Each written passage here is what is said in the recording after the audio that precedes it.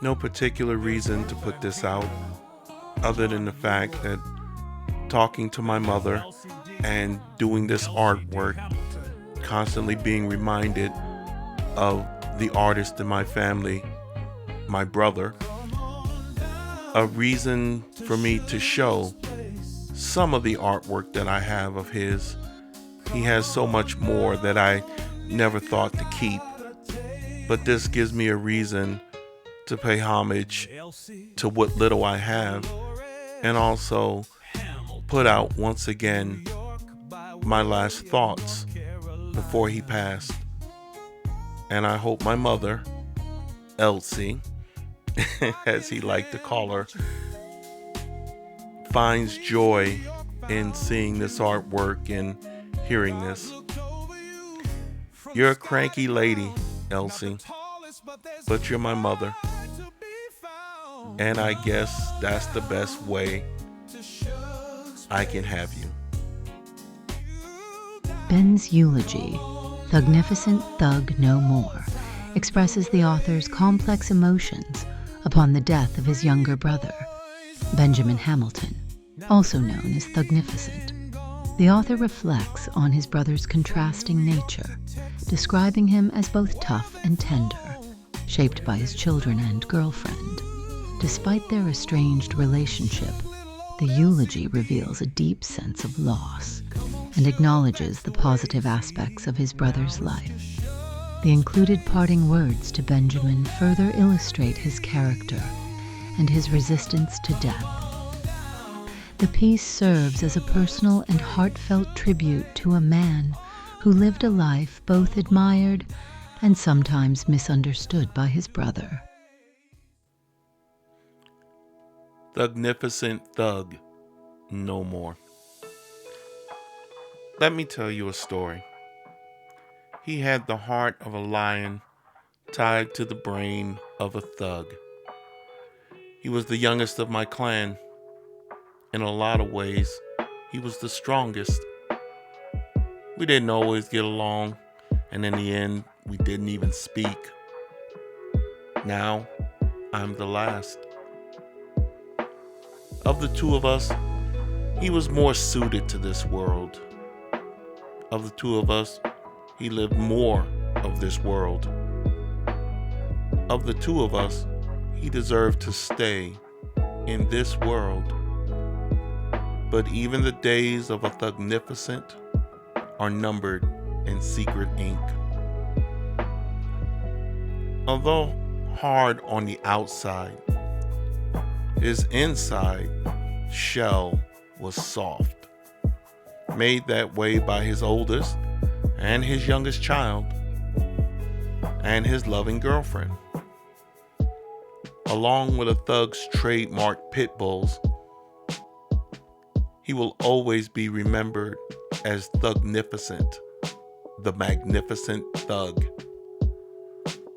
Although more than enough bad, I will remember the good too.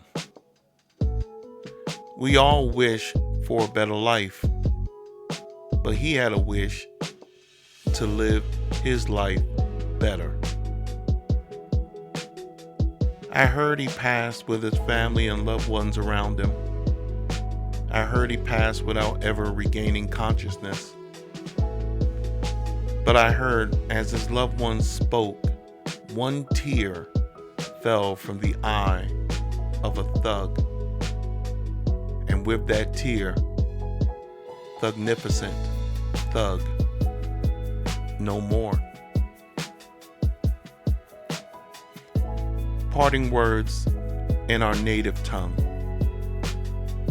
Man, fuck this shit. I got things to do. I got places to be. I don't have time for shit like this. You know you were wrong, dog. But I still didn't want you to go. Damn. Benjamin Hamilton. November 1969 to September 2019. I'm gonna miss you, man. I still miss you, man. I still can't stop thinking about you, man. Damn. Okay, so today we're gonna really dive deep into something. Into excerpts from this eulogy called Thugnificent, a brother's elegy. Wow. And eulogies, they can be pretty powerful stuff. Yeah, absolutely. They can be like these little windows into someone's life, right? Totally. Yeah. And this one, it's a real roller coaster. It's gritty, but it's also surprisingly tender.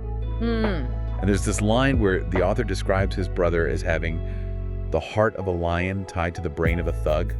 Oh, wow. What's your first reaction to that? Well, I mean, it's a paradox right off the bat. You hear thug and a certain image pops into your head, right? Sure. But then you get this lion heart thing and it just throws you for a loop. Totally. Makes you wonder what kind of life makes someone like that, you know? It's those two things shouldn't go together, but they do. Exactly. And then it gets even more complex. The author talks about how, despite this tough exterior, his brother's inside shell was soft, especially with his kids and girlfriend.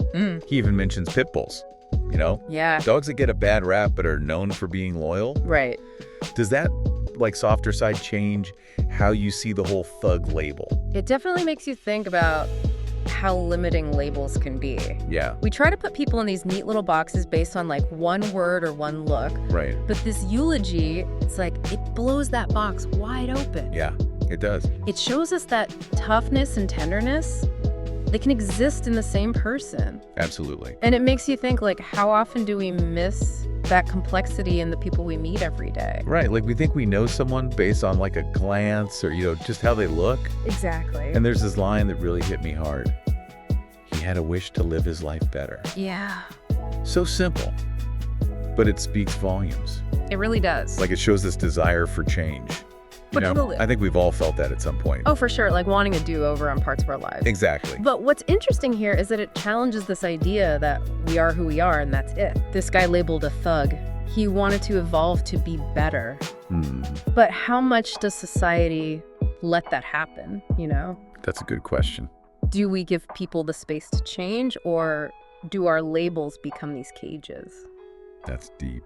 It is. It really makes you think. It makes you think about second chances and how some people have to fight so much harder for them. Yeah. And it's that struggle is reflected in his death. So. The eulogy describes him surrounded by loved ones, and even though he never woke up, one tear fell from the eye of a thug. Wow. That image is just... It's powerful. It's so powerful. That single tear, it breaks through this image of hardened masculinity. It shows us that there was so much more to this guy than met the eye. It's we see the word thug and we think we know the whole story, but then... One tear changes everything. Exactly. It reminds us that we should never judge a book by its cover. And then there's this goodbye from the author's brother, and it's so raw. What does he say? He says, man, fuck this shit. I got things to do. I got places to be. I don't have time for shit like this. You know you were wrong, dog, but I still didn't want you to go. Damn. Wow. That's not your typical eulogy language. No, it's not, but it's so real. It's incredibly authentic. You can just feel the love, the anger, the disbelief all mixed up together. Absolutely. It really shows how complicated the relationship was. Yeah, for sure. It's a reminder that grief isn't always pretty. Right. It's messy and it's raw. Exactly. So we spent this time really digging into this life, a life that doesn't fit into any neat little box. Yeah, it's been quite a journey. It makes you question your assumptions about people.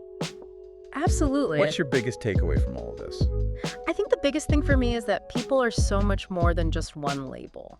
We're all these complex mosaics, not just these flat, single-colored tiles. That's a good way to put it. Thugnificent story, it shows us that there's depth and humanity in everyone, even those who society has kind of written off. It's a call for empathy, right? Completely fair. To see the heart behind the label. Yeah. And it leaves us with a lot to think about. It does. How can we embrace that complexity in ourselves and in others? Yeah. How do we move past those snap judgments and really see each other for who we are? That's a question we should all be asking ourselves. Every day. Every single day. It's been a really powerful deep dive. It has. Thanks for joining me. Thanks for having me. And to all of you listening out there, keep those questions in mind. Yeah, keep thinking, keep questioning. Until next time. See you then. Bye.